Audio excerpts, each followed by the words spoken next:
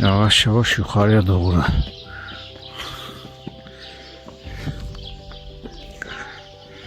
Lekenlerin arası çok derin. Böyle.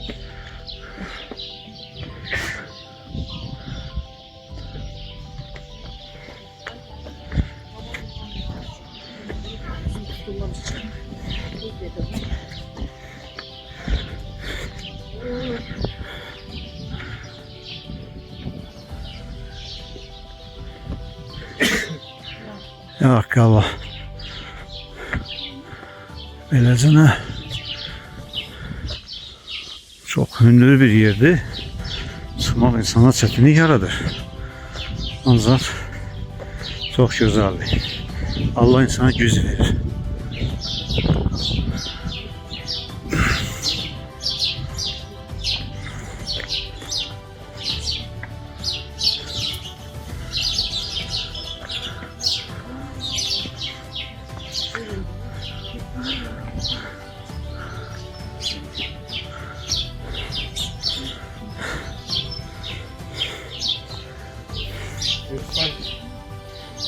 Burada elə ziyarətgahın bir hissəsidir.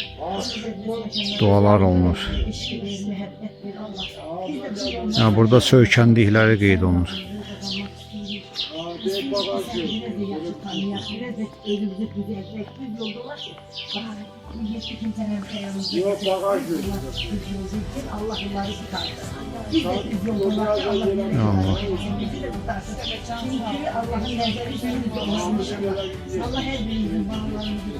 Amin.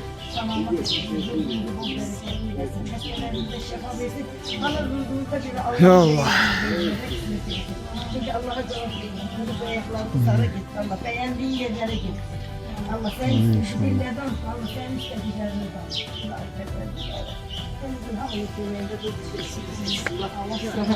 Dokunuran taşa bak. Allah'ım salli ala Muhammedin ve ali Muhammed. Vallahi biri geceleri gelirler. Ne bileyim. Eli birlikte o devrin adam ya. Eli birlikte o devrin. O güzel görsem. Birinci niyetim indi nezir bildim. Herkes de durup çıksın. Yolumuz devam eləyir. Qalxırıq yuxarı. Çox hündürdür. Belə bir gözəl yerdir.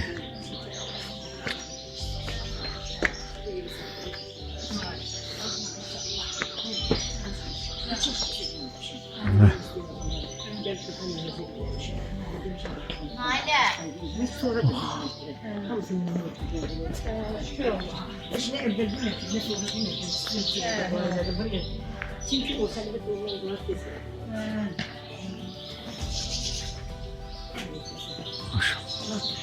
Burada da geldik. Bu da şimdi bu da şöyle